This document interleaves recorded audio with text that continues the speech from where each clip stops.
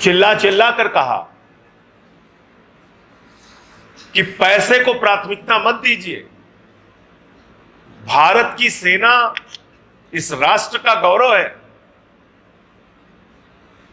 सेना की भर्ती में कोई हीला हवाली मत कीजिए। हमने बार बार इस बात को कहा कि सेना की संख्या कम मत कीजिए। कोई नेता जाके वहां पे बंदूक लेके भारत की सीमाओं की सुरक्षा नहीं करता, हमारे जवान करते हैं, वो लड़ते हैं वहां पे रहकर। लेकिन आपने 1,80,000 सैनिक भारत की सेना से कम कर दिए। अपनी जरूरतों को कम करके भी प्रधानमंत्री का खजाना भरने को तैयार है, और भरी रही है इस देश की जनता टैक्स के नाम पे खजाना। कम से कम सेना को कमजोर मत कीजिए, सेना की संख्या कम मत कीजिए।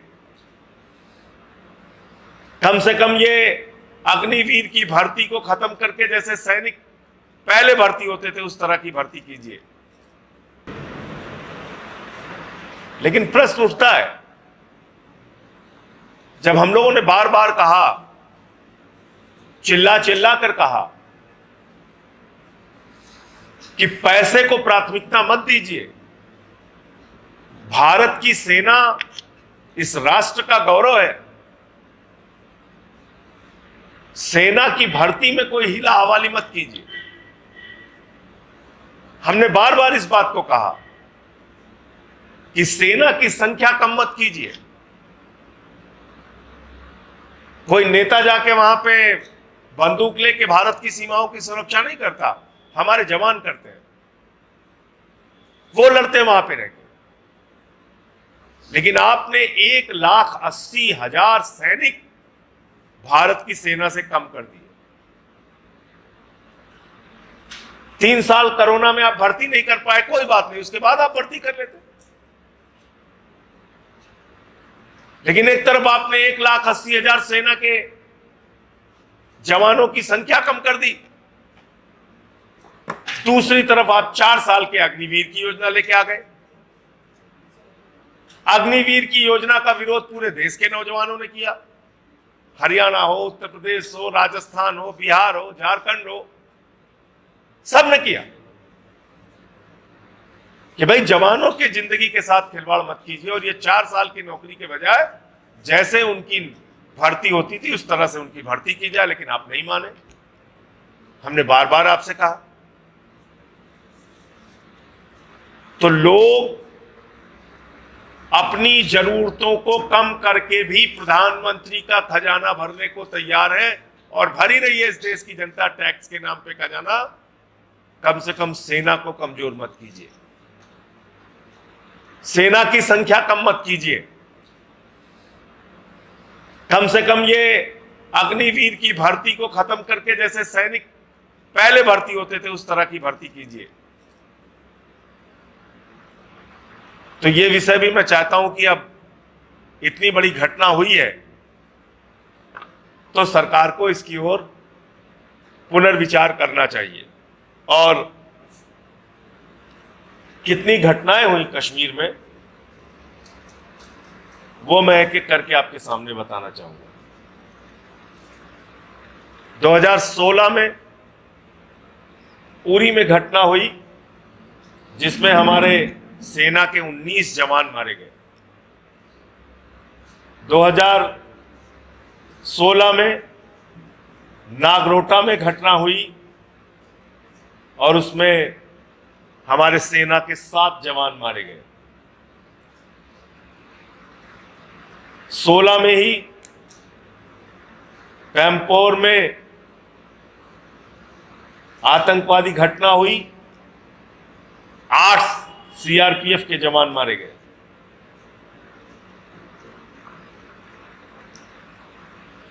2017 में सुंजवान जम्मू में आर्मी कैंप के ऊपर अटैक हुआ, 6 सैनिक मारे गए, 1 नागरिक मारा गया, 3 आतंकवादी मारे गए। 2000 उरी की घटना में भी 4 आतंकवादी मारे गए थे और नागरोटा की घटना में भी 3 आतंकवादी मारे गए थे। 2019 पुलवामा, आप सब लोग जानते हैं कितनी बड़ी घटना हुई थी। 350 किलो आरडीएक्स हिंदुस्तान की धरती पे लाके हमारे जवानों के काफिले पे हमला किया गया और 40 जवान उस घटना में शहीद हो गए। 2024 में तीर्थयात्रियों पे हमला हुआ, 9 उसमें तीर्थयात्री की जान गई। रियासी 2024 में ही श्रीनगर मार्केट में हमला हुआ, ग्रेनेड से अटैक हुआ, इसमें 11 लोग हताहत हुए, कोई किसी की जान नहीं गई। 2024 में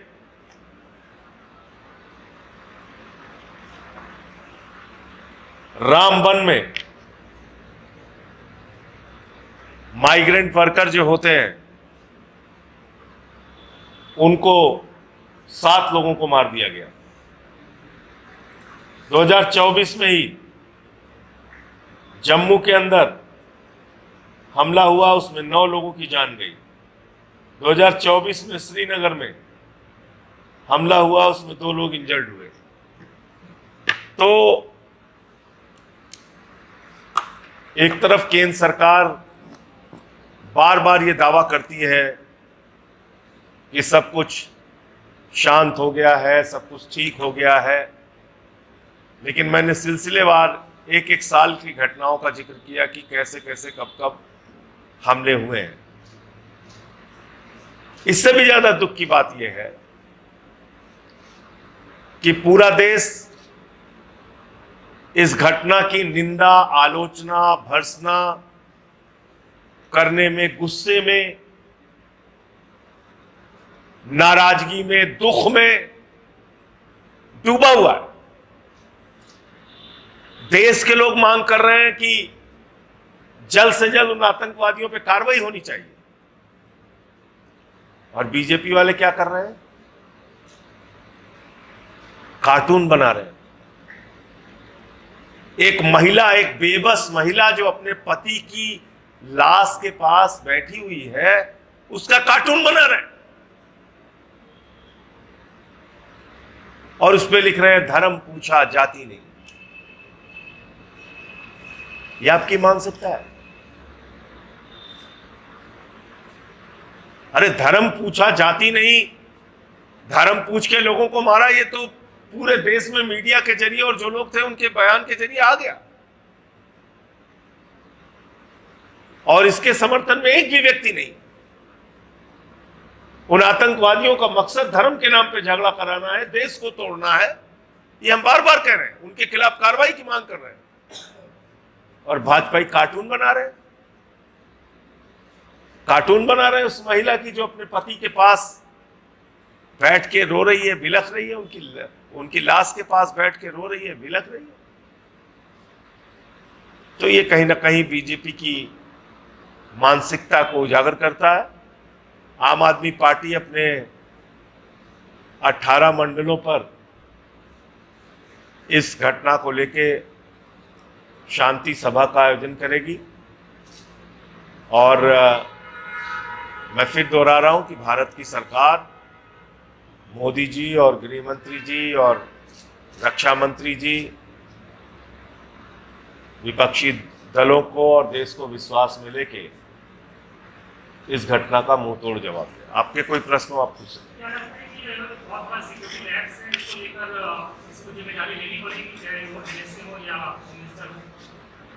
देखिए, खुफिया तंत्र की तो सीधे तौर पे जिम्मेदारी समझ में आ रही है कि भाई 2000 पर्यटक जिस स्थान पे हैं और इतनी बड़ी घटना हो जाए पहलगाम में, कोई खुफिया एजेंसीज को जानकारी नहीं, आतंकवादी घुस गए हमारे देश में। इसमें पाकिस्तान का नाम आ रहा है। पाकिस्तान प्रायोजित आतंकवाद का दंश भारत वर्षों से झेलता आ रहा है।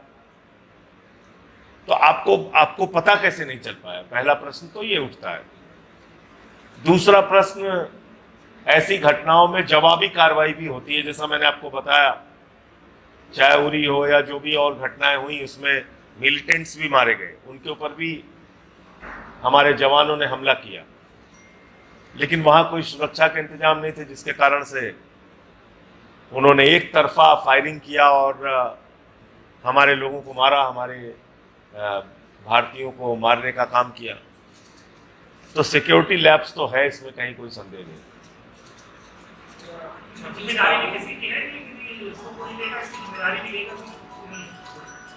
नहीं, निश्चित रूप से भारत की सरकार को इसकी जिम्मेदारी लेनी चाहिए और प्रधानमंत्री जी को इसकी जिम्मेदारी बिल्कुल लेनी चाहिए। आप बड़े बड़े वादे, आप तो कह रहे थे कि पूरी दुनिया के लोग आके फिल्म की शूटिंग करेंगे अब कश्मीर में, और इतना बड़ा सिक्योरिटी लैप्स हो जा रहा है। आपकी खुफिया एजेंसीज को पता नहीं चल पा रहा है, आपने वहां पे कोई सुरक्षा के इंतजाम नहीं किए थे जहां पे इतनी संख्या में पर्यटक मौजूद थे। तो ये सारे प्रश्न हैं जिसपे प्रधानमंत्री जी को जवाब देना चाहिए। गृहमंत्री अमित शाह पहुंचे, 26 ताबूतों में निर्दोषियों की लाश आई है और उन्होंने कहा कि अब कुछ भी हो जाए, भारत को आत्मगति के आदेश दे रहे हैं। नहीं, झुकना भी नहीं चाहिए, झुकने का तो खैर कोई सवाल ही नहीं है। मैं तो गृह मंत्री जी से ये कह रहा हूं और प्रधानमंत्री जी से कि जितनी बड़ी घटना उन्होंने अंजाम दिया है, उससे ज्यादा जवाब हमारी तरफ से उनको दिया जाना चाहिए।